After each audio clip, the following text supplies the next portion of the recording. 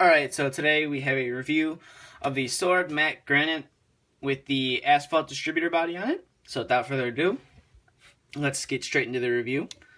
It's a nice model. The doors and hood both open on the model. It's a very detailed model.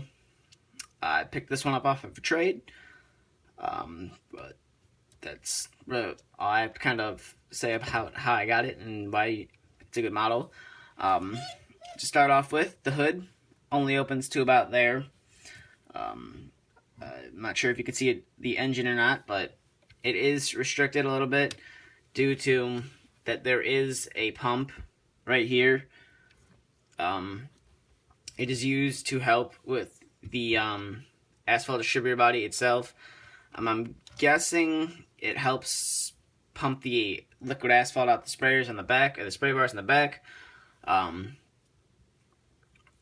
But anyways, the bumper is also extended on the model, which is nice. I love the look of that a lot.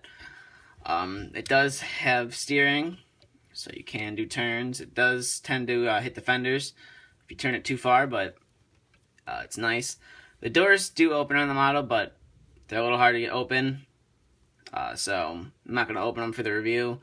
If you have a Sword model, you know almost all their doors open on all their models, and the seats have air ride suspension. Also, the truck has suspension itself. You push down, there's little springs. Coming over to this side of the model, you have a nice exhaust. Again, another mirror that's not here. You have some nice chrome steps. You have some air tanks right here. I'm not 100% sure what those do. I'm guessing right here, this is one of two propane tanks on the model. You have one on each side of the tank. Coming to the rear of the model, you do have a nice spraying hose right here. It doesn't come off, but it's nicely modeled. You have some nice hosing right here. And then towards the rear, the back also has a little suspension, but not as much as the front does. But it's still nice. Coming to the rear of the model. Zoom out for that. Come to the rear. As you can see, there is a nice ladder to get up to the top of the tank. There's an amber beacon right here. There is a meter right here to tell you how much liquid asphalt is in your tank. And then obviously the business end of this model or truck in real life is the spray bar. All the tips on here are dotted yellow, which is really nice. All the hydraulics and everything are modeled. They come down fairly nice. This one tends to spring up, but once you get it down, it stays down. And as you can see, all hydraulic hosing and everything on the model.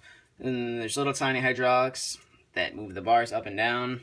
Bring it up. It's nice, and you got some nice, I'm guessing these are decals. I don't think they are plastic, but I think they are decals to replicate lights on the back of the bar so you can see it. Coming over to here on this side, almost exactly the same as the other side, but you do have another thing to measure how much liquid asphalt you have. And like I said, there is another propane tank right here. I'm not 100% sure what these are down here. And then to the bottom, it's a standard Sword model, so it's very detailed. Like I said, the axles up here turn. Just everything overall is detailed. You can see transmission detail, engine detail. It's an overall nice model. Coming to the top of the model, you do have two air horns, some replicated lights, and also the top of the tank does open, so you can see inside there. But that's kind of really about it for this review.